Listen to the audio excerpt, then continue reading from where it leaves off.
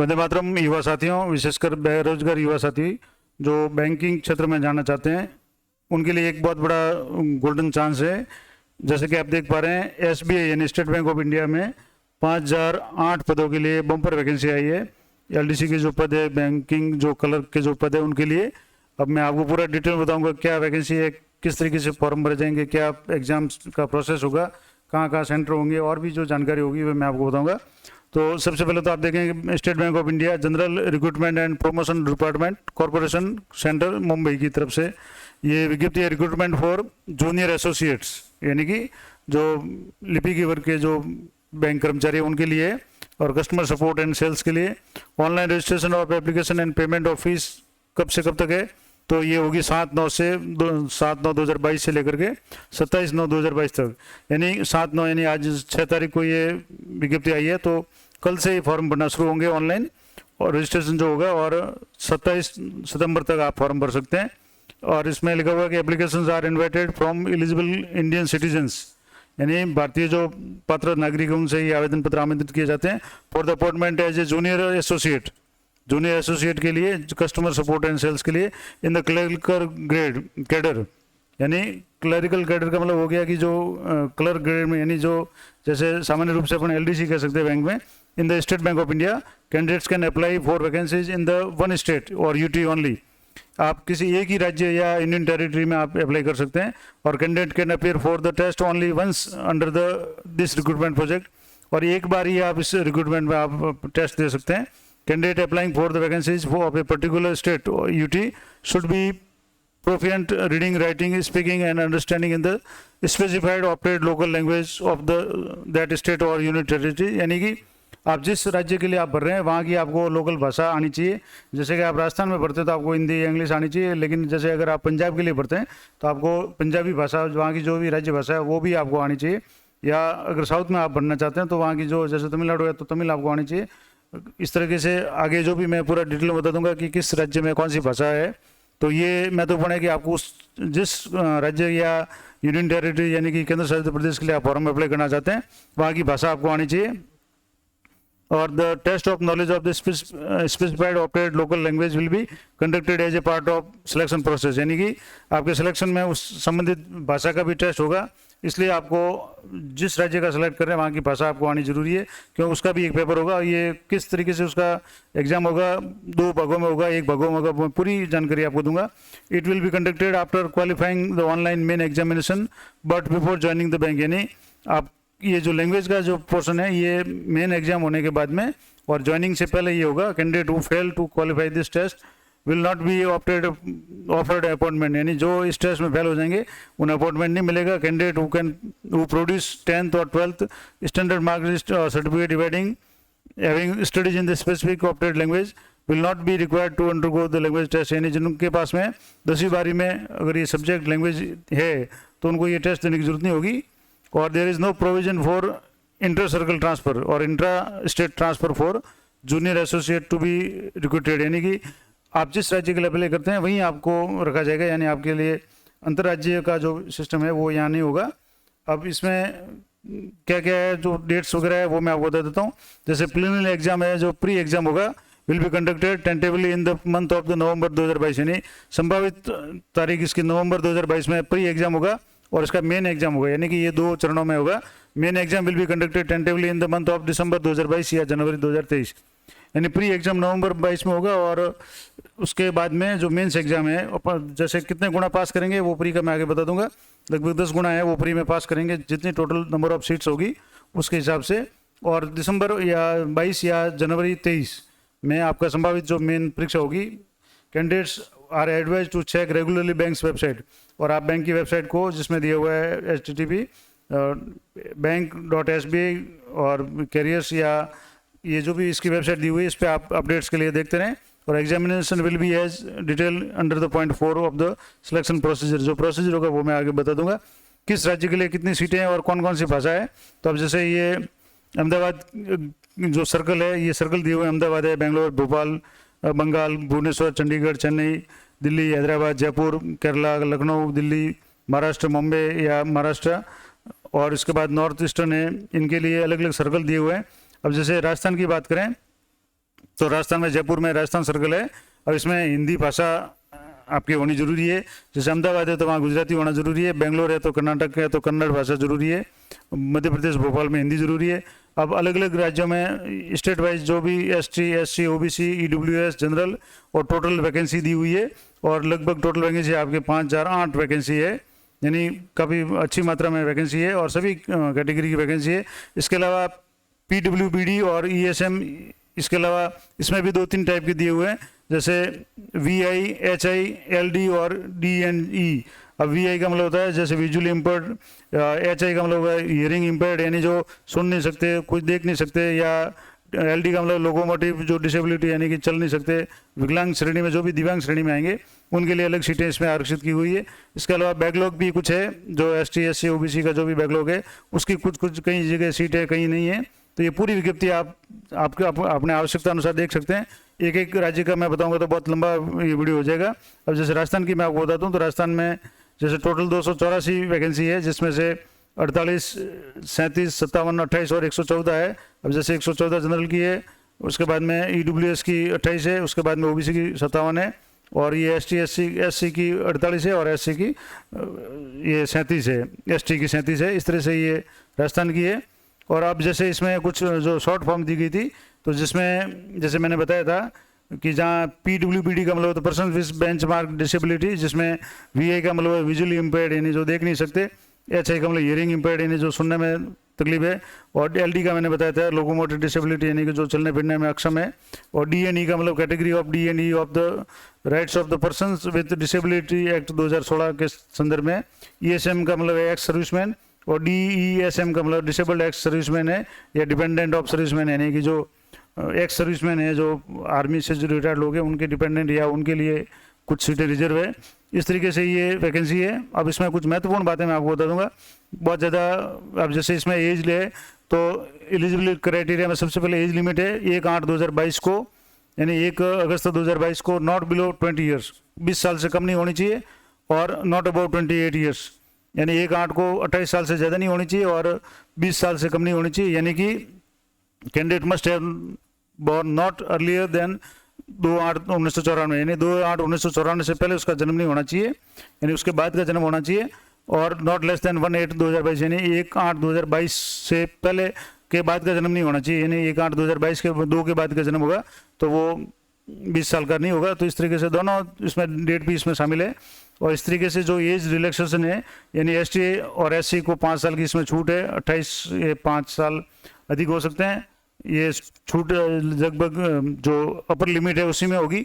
OBC की 3 साल छूट है, PWD यानी जनरल और EWS में जो PWD कैटेगरी है उसमें ये 10 साल की छूट है, PWS SC में 15 साल की छूट है, और OBC PWD में 15। इसमें अलावा एक्स सर्विसमैन या डिसेबल्ड एक्स सर्विसमैन है, उनको actual period of service rendered in the defence service plus 3 years या 8 ईयर्स फॉर डिसेबल्ड, यानी 3 साल या 8 साल की इनको अधिकतम जो छूट मिलेगी। इसके अलावा जो विडो डाइवर्स में जो महिलाएं हैं, विधवा या परित्यक्ता वगैरह, उनको 7 साल की जो छूट है, और इनका subject to maximum age limit है 35 साल है जनरल के लिए, EWS के लिए, और 38 साल है OBC के लिए, और 40 साल मैक्सिमम है ST SC की महिलाओं के लिए। इस तरीके से ये एज वाइज जो छूट दी गई है। इसके अलावा और जो इम्पोर्टेंट चीज़ें होगी वो मैं आपको बताऊंगा, क्योंकि 9 पेज की ये वैकेंसी है तो काफ़ी बड़ी है। अब इसमें सिलेक्शन प्रोसीजर क्या होगा, तो एक तो प्री एग्जाम होगा, प्रिलिमिनरी में आपके क्या होगा, ऑनलाइन प्री एग्जाम होगा, और consist of objective types, 100 questions होंगे, 100 मार्क्स के नंबर ऑफ क्वेश्चंस भी 100 होंगे, और मैक्सिमम मार्क्स भी 100 होंगे, यानी 1 नंबर का 1 प्रश्न होगा, लेकिन टाइम सिर्फ 60 मिनट का होगा, यानी 1 घंटे में आपको ये करना पड़ेगा। तो बहुत फास्ट एग्जाम, मतलब आपको इसके लिए बहुत ज़्यादा मेहनत करनी पड़ेगी। और इसमें जो एग्ज़ाम होगा 1 घंटे का जो पेपर होगा, 3 सेक्शन होंगे। इंग्लिश लैंग्वेज का होगा, ये सभी के लिए कंपलसरी होगा, और इंग्लिश लैंग्वेज के 30 प्रश्न आएंगे 30 नंबर के, और आपको 20 मिनट में करने होंगे। इसके बाद में न्यूमेरिकल एबिलिटी, यानी जो अंकगणितीय है उसमें 35 नंबर के सवाल आएंगे और 35 सवाल आएंगे, और 20 मिनट में आपको करना पड़ेगा। और रीजनिंग यानी कि तर्क शक्ति या मानसिक योग्यता के है उसके भी 35 प्रश्न आएंगे, और आपको 35 मिनट में करने पड़ेंगे। इस तरीके से 100 प्रश्न होंगे, 100 नंबर होंगे, और आपको 20 प्लस यानी कि 60 मिनट, यानी 1 घंटे में आपको ये पेपर पूरा करना पड़ेगा। तो बहुत कम समय होगा, यानी ये 60 मिनट में आपको 100 सवाल करने पड़ेंगे। तो लगभग 1 मिनट में आपको 2 सवाल करेंगे जब जाकर के ये होगा। और each test will have a separate timing as mention above, और प्रत्येक टेस्ट का सेपरेट टाइम होगा, यानी 20-20 मिनट का टाइम होगा। There will be negative marking for wrong answers in the objective test, यानी कि रॉन्ग नेगेटिव मार्किंग भी होगी और 1/4 ऑफ द मार्क्स कटेंगे। जैसे सामान्य रूप से 1/3 कटता है, लेकिन यहाँ 1/4 कटेगा नेगेटिव मार्किंग के लिए, यानी गलत उत्तर के लिए। और no minimum qualification marks are prescribed for the individual test और aggregate score, section wise marks will not be maintained. और इसके बाद में adequate number of candidates in each category as directed decided by the bank approximately 10 times of the number of vacancies, यानी कि सामान्य रूप से जो जितनी भी विज्ञप्ति है उसके 10 गुना कैंडिडेट को पास किया जाएगा। जैसे कि RS IAS वगैरह में होता है कि प्री टेस्ट एक भीड़ कम करने के लिए, एक छटने के लिए होता है, स्क्रूटनी के लिए होता है, तो उसमें आपके जितनी भी पोस्ट है उसके 10 गुना है वो मेंस में पास किए जाएंगे कैटेगरी वाइज। और सब्जेक्ट टू अवेलेबिलिटी, यानी जो भी सीटें अवेलेबल है उसके हिसाब से will be short listed for the main exam, यानी मेन एग्जाम के लिए 10 गुना पास किए जाएंगे। और मेन एग्जाम क्या क्या होगा, उसका मेन एग्जाम का पेपर होगा, उसमें जनरल और फाइनेंशियल अवेयरनेस, यानी जो सामान्य जीके समझ कह सकते हैं, उसके 50 प्रश्न होंगे 50 नंबर के, 35 मिनट में आपको करना पड़ेगा। जनरल इंग्लिश के आपको 40 सवाल होंगे, 40 मिनट में करने होंगे, 35 नंबर के। इसके अलावा क्वांटिटेटिव एप्टीट्यूड, यानी कि जो संख्यात्मक अभियोगिता है उसके भी 50 प्रश्न होंगे 50 नंबर के, और 45 मिनट में आपको करने पड़ेंगे। और रीजनिंग एबिलिटी और कंप्यूटर एप्टीट्यूड, यानी कि मानसिक योग्यता और कंप्यूटर संबंधित जो भी प्रश्न है वो 50 होंगे, और इसके लिए आपको 60 अंक होंगे, यानी ये प्रश्न एक नंबर से थोड़ा ज़्यादा होगा, और 45 मिनट का ही समय दिया जाएगा। इस प्रकार आपको कुल 200 मार्क्स के जो होंगे और नंबर ऑफ क्वेश्चंस 190 होंगे, यानी कि लगभग आपको 2 घंटे में 200 नंबर के जो सवाल है उसमें 190 सवाल होंगे, यानी कि एक जो रीजनिंग वाला होगा उसमें 50 अंकों के, मतलब 50 तो क्वेश्चन होंगे लेकिन 60 नंबर के होंगे, और कुल समय आपके होगा 2 घंटे 40 मिनट। ये भी बहुत कम समय होगा क्योंकि आपको बहुत फास्ट करना पड़ेगा, और इसमें मेरिट बहुत कम जाती है क्योंकि इतने कम समय में बहुत कम लोग सवाल कर पाते हैं, और जो ट्रिक से करते हैं वही इसमें पास हो पाते हैं। और there will be negative marking for answers in the objective test, 1/4 mark assign for the question will be deducted for each wrong answer, यानी प्रत्येक जो गलत प्रश्न है उसके लिए 1/4 नंबर का आपके काटा जाएगा। और candidates are required to score a minimum percentage of the marks on the aggregate, यानी न्यूनतम जो निर्धारित मार्क्स होंगे वो आपको प्राप्त करने होंगे। और फॉर SC SC OBC या जो भी दिव्यांग श्रेणी में है उनके लिए 5% रिलैक्सेशन अवेलेबल देयर ऑन, यानी उनको 5% की छूट होगी, लेकिन सभी के लिए जो भी निर्धारित कैटेगरी होगी उतने मार्क्स कम से कम लाने पड़ेंगे। और उसके बाद में आगे का जो है इसमें जैसे दिया हुआ list of minimum qualification, list of medium of examination according to state, यानी किस स्टेट में कौन से मीडियम होंगे। तो जैसे अंडमान निकोबार में हिंदी और इंग्लिश में आप दे सकते हैं, अरुणाचल में हिंदी इंग्लिश में दे सकते हैं। अपन जैसे राजस्थान की बात करें तो यहाँ राजस्थान का मैं आपको बता देता हूँ विशेष रूप से, जैसे राजस्थान की बात करते हैं हिंदी इंग्लिश में दे सकते हैं। अगर पंजाब की बात करें तो हिंदी इंग्लिश पंजाबी में आप दे सकते हैं। पौंडीचेरी की बात करें तो हिंदी इंग्लिश तमिल में दे सकते हैं। इसी तरह से उत्तर प्रदेश की बात करें तो हिंदी इंग्लिश और उर्दू में आप दे सकते हैं एग्जाम। उत्तराखंड में आप हिंदी और इंग्लिश में एग्जाम दे सकते हैं। तो इस तरीके से वहाँ की जो लोकल भाषा है वो हर राज्य की होगी, और आपको स्टेट का जो भी कैडर है वो चेंज नहीं होगा, इसलिए आपको उस भाषा में प्रवीण होना पड़ेगा। और there those who will qualify for the selection and procedure 10th and 12th standard marks sheet certificate evidence having studies as specified opted local language will not be subjected to any language test, यानी कि अगर आपके 10वीं 12वीं की mark list में अगर subject mention है तो आपका सब्जेक्ट का अलग से टेस्ट नहीं होगा, अन्यथा आपके प्री और मेंस के बाद में सब्जेक्ट का भी टेस्ट होगा जो आपको पास करना पड़ेगा। ये हो गया एग्जाम का जो प्रोसीजर मैंने बता दिया आपको। इसके अलावा कुछ फीस जैसे आपको बता दूं कि एप्लीकेशन फीस कितनी होगी, और इंटीमेशन चार्ज जो भी वो नॉन रिफंडेबल होगा, यानी आपको वापस देनी होगा अगर फॉर्म भरते तो आप। SC और ST प्लस PWBD और ESM और DESM, यानी जो एक्स सर्विसमैन वगैरह है या जो दिव्यांग श्रेणी के लोग हैं उनके लिए कोई फीस नहीं है, जबकि जनरल OBC और EWS के लिए 750 रुपये इनका चार्ज है, ये फीस होगी। और फीस और intimation charge once paid will not be refundable, यानी वो दोबारा आपको रिफंड नहीं दिए जाएंगे on the account any account nor can be held in reserve for any other exam, और नहीं किसी दूसरे एग्जाम में वो काम आएंगे, यानी इस एग्जाम की फीस इसी एग्जाम में काम आएगी। आप एग्जाम देते हैं या नहीं देते हैं आपकी फीस है वो रिफंड नहीं होगी। और हाउ टू अप्लाई, तो अप्लाई कैसे करना है, तो कैंडिडेट कैन अप्लाई ऑनलाइन और no other mode of application will be accepted, यानी सिर्फ ऑनलाइन ही आपको अप्लाई करना है। और candidate will be required to register themselves on the online through the banks website. Bank की जो वेबसाइट दी हुई है bank.sbi.careers या bank.www.sbi.co.in.careers जो वेबसाइट है, ये मैं आपको यहाँ वेबसाइट भी बता दूंगा। इस वेबसाइट पे जाकर के आपको जो कल से जो यहाँ लिंक खुल जाएगा, तो आपको यहाँ से आपको इस साइट से आपको जैसे इसमें ही कहीं ना कहीं आपको लिस्ट कल से ये शुरू हो जाएगा। तो ये SBI की जो साइट है वो इस पर होम कैरियर से साइट, इस पर आपको कहीं भी कल का ऑप्शन मिल जाएगा एक, क्योंकि कल यहाँ जैसे यहाँ इसमें लेटेस्ट जो अनाउंसमेंट है या जो एडवर्टाइजमेंट है वो भी आपको यहाँ मिल जाएगी। या डाउनलोड एडवर्टाइजमेंट का यहाँ पे ऑप्शन दिया हुआ, तो यहाँ से आप ये एडवर्टाइजमेंट डाउनलोड कर सकते हैं। तो जैसे bank.sbi पे आप क्लिक करेंगे तो ये साइट आपकी खुल जाएगी।